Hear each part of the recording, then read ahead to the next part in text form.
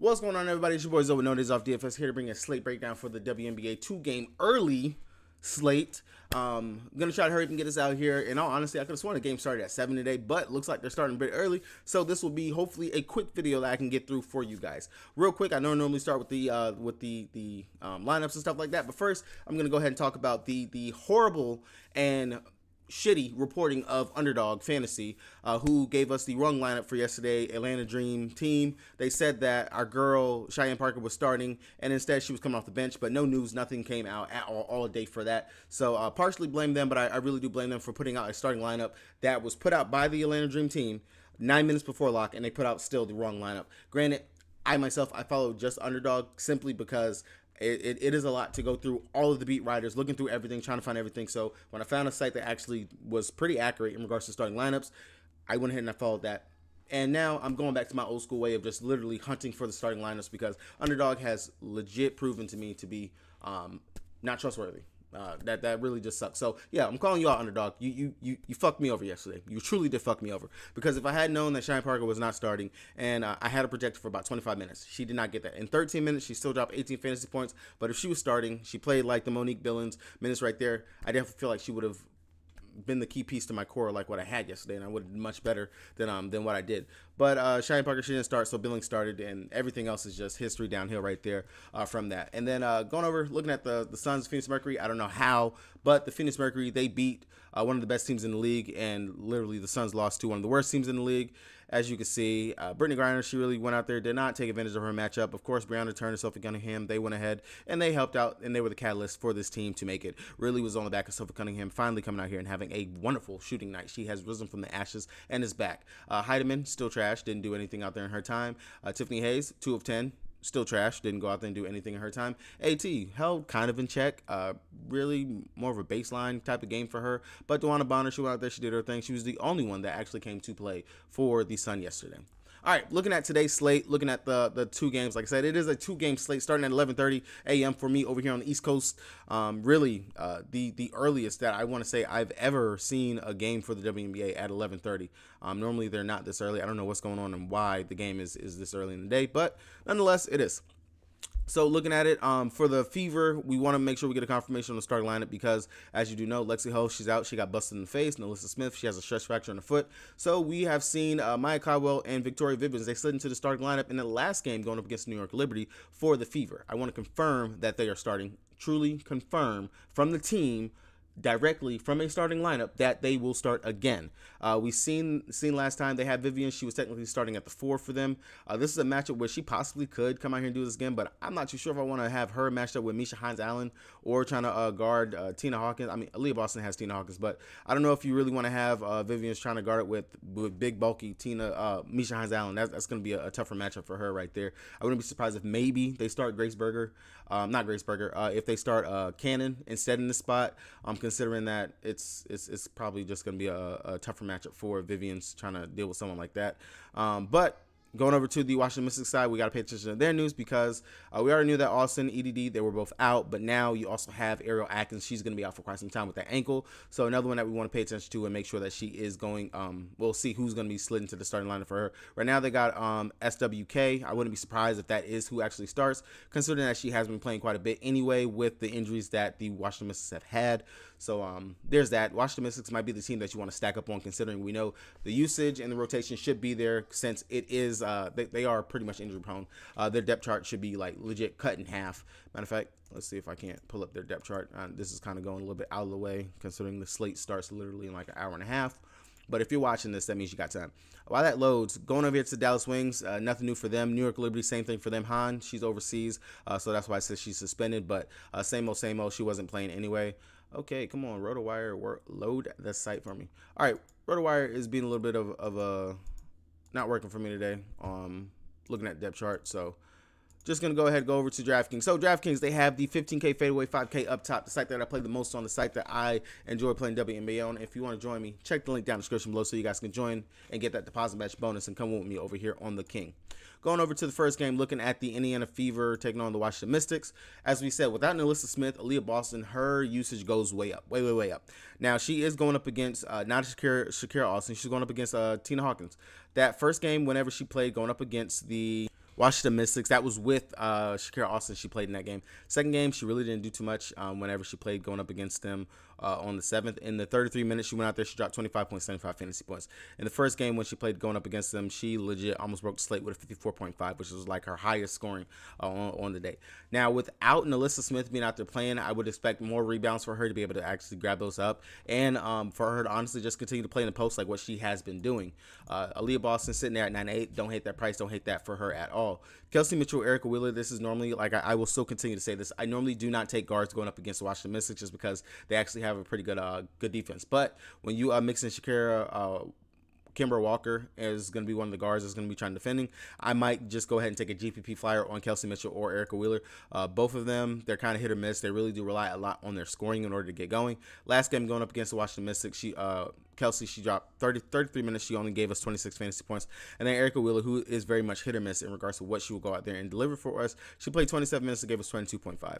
I'm not going to lie. I'm going to be very honest. Victoria Vivens, Grace Berger are really going to be the two that I'm looking at for this team anyway, just because one is the value that we kind of have on the slate.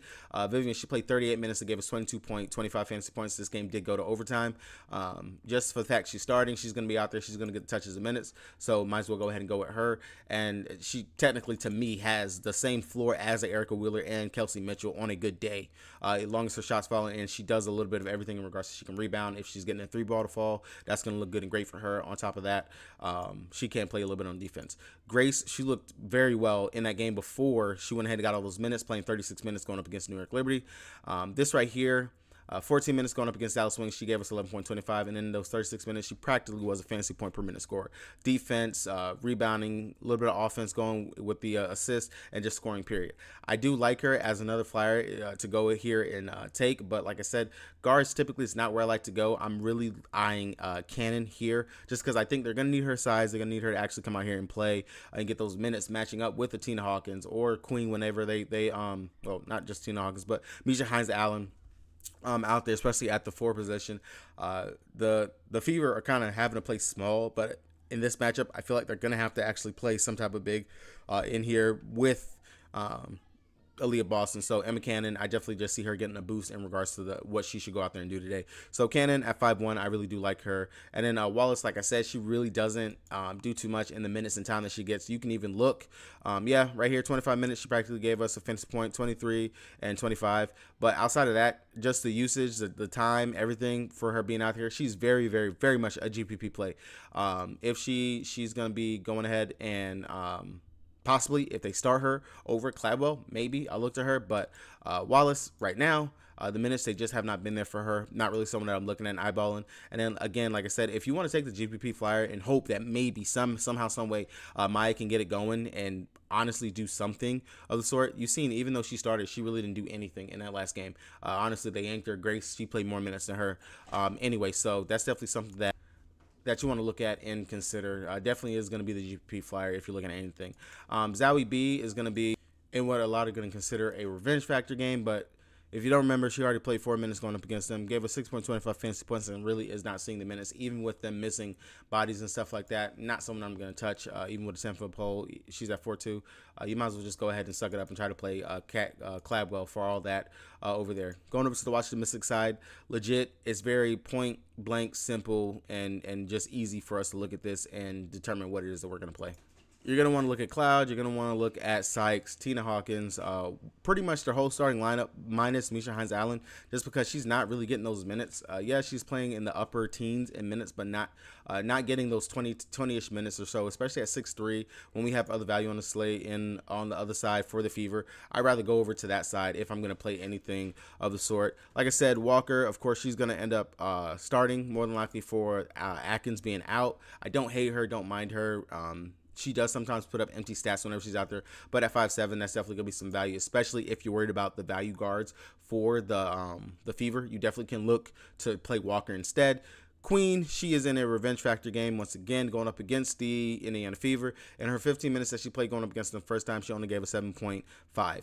Now, Ever since then, I will say she's looked much better. She's getting used to playing with the Washington Mystics, so I wouldn't mind taking a flyer on her sitting here at the 5K range. Definitely a consideration if you're worried about maybe playing a cannon that she's not going to go out there and get the minutes or run or actually go out there and do anything with it. Definitely don't mind that. Another player that I know for a fact is going to get minutes is Mei. They love her out there. She's, of course, the three-point specialist sniper, but she can do a little bit on the other side in regards to if she can get some rebounds and also what she can bring on the defensive side. Definitely another GPP play at 4.9. Just another value play that you possibly could look at if you want to even go there. They did sign Gore to a hardship contract with EDD being out. I'm not too sure in regards to how that's going to look or what that's going to be like. Of course, going to be one of those that we got to see in order for me to believe that she's going to actually play or get anything. But to me, the usage, everything is going to be concentrated. Sykes is going to be my number one. Cloud's probably going to be my second, and then I might play a third person from the Washington Mystics, just because I feel like the usage and everything is just going to be so concentrated with him. If I have time at the end, I'll go back and look at the usage chart for the Washington Mystics and show you that. All right, going over to the Dallas Wings taking on the New York Liberty. We've seen this game already earlier in the season, and that was an Enrique and Sabrina Ionescu pop-off back-and-forth type game. Natasha Howard, she's really just has stepped up over the last several games for my Dallas Wings. Has looked pretty great. In 28 minutes going up against the New York Liberty, she only gave us 23.25 fantasy points. Definitely a bounce-back spot just for the way that she's been playing over her last several games. She's just been popping off left and right, scoring, rebounding, and just doing everything in between. Definitely she's going to draw the Breanna Stewart matchup, so maybe might not take her at 11K. Possibly don't have to go get up that high for her today, but definitely a consideration. Coming down here to Enrique, like I said, typically I attack guards going up against the New York Liberty because they are trash going up against opposing guards. 38 minutes, she dropped 46.5 fantasy points, 25 points, 7 assists, 6 rebounds. We already know Enrique, she can light it up with the best of them. We just seen what she did at the All-Star game, and she has had some pretty good games to end the first half of the season. Satu Savali, again, can't go wrong with the unicorn. Goes out there, she does it all, and she plays pretty hard. 38 minutes, she dropped 39.25 fantasy points. So if you're worried about maybe Natasha Howard, she's going to come out here and have another crappy game like what she did the last time, you do have value coming down here to the 9.6 Satu Sabley, which we do know she's been priced up in that 10K price range for quite some time. So her coming down here into this 9K range, that's pretty much value for us to get right here. Her going up against Laney, that's a mismatch. Laney is not going to be able to stay with Satu. Satu will be able to go out there and bully. And if they put her sister out there, that's barbecue chicken. Don't even worry about that. Tierra McCowan coming out here. I do actually like McCowan here in this spot just because I feel like she can match up with Jonquil Jones pretty well. And then even if they put other baby Sabley out there, Tierra, she should be able to go out there and get what she wants, do what she do. Centers going up against the New York Liberty, big ones, ones that actually can rebound and play in the post. They actually have done pretty well, especially if you can get Jonquil Jones into foul trouble, which I do believe that Tierra can actually go out there and do that. Kalani Brown is now back from her concussion, so you do have Kalani to come in and soak up some of those minutes. Definitely will be a GPP play if you feel like McCowan will get herself into foul trouble. Dangerfield is going to be the oddball out for me. Not really too much I'm looking at Danger. I know she is going to be the two guard out there for them, another guard that we can actually consider going up against them, but nah, the usage just isn't really there for me. So if I got to rank the big ones over here for the Dallas Wings, of course it's going to be Enrique up at the top just because she's a guard going up against the New York Liberty, and I just know that typically guards give them buckets. So Enrique for me, Tierra McCowan, Enrique, Satu, Tierra, and Natasha Howard. That'll be the order for me going over here for them. Everyone else off the bench, honestly, for the Dallas Wings, they do not rely on the bench enough for any of these players to get any type of production or any type of minutes unless someone was to get hurt. First one would probably be Odyssey Sims. She would be the one that I would consider, but that's a deep GPP type play right there that you do not have to go to if you cannot actually get there. Going over here to the New York Liberty, we already know it's going to start and end with Breanna Stewart, Sabrina Ionescu as pretty much the 1-2 punch that they got over here. Stewie in that last game going up against the Dallas Wings, she played 36 minutes on, gave us a 59.25 fantasy point type game. So, of course, if you could pay up for Stewie, definitely you already know Stewie, she's going to go out there and she's going to do what she does. Natasha Howard didn't have the best game going up against Stewie, and honestly, I wouldn't expect much I wouldn't expect less here in this spot. Stewie, if you could fit her, go ahead, especially for cash games. And then coming out here, looking at Sabrina Ionescu, like I said, in 31 minutes, she dropped 39 fantasy points. So pretty good game for Sabrina, especially for her stature. And just the way that she's been shooting, all-star game, three-point contest. I feel like that 3 ball is there. She's playing at home. Definitely a spot that I don't mind going right back to Sabrina. And then if you want to, Courtney Vandersloot, you know, if she can actually score a little bit in this game, the assists and everything is going to be there for her. Last game, she pretty much had a double-double with 15 points and 10 assists in that game. So if she could rebound a little bit more and stuff like that, but 32.75, I don't hate that, especially sitting at 9-1. So if you don't want to pay up for Sabrina, you could definitely come down to Courtney Vandersloot. I don't hate that at all. And then Jonquel Jones sitting here at 7-8. Biggest thing with Jonquel, she just got to get her minutes to be able to play. Playing against Dallas last time, she played 27 minutes and only gave us 22 fantasy points. So that's a hit or miss. Depends if you want to actually play that 7-8 or if you want to find the value or find the savings and just get up a little bit to go up to Tierra McCowan right there. Lainey, Johannes, Thornton, Baby Savely. Really, out of all of them, I'd go with Lainey just because Lainey's Lainey. She's going to start. She's going to get the minutes. She's going to get the run.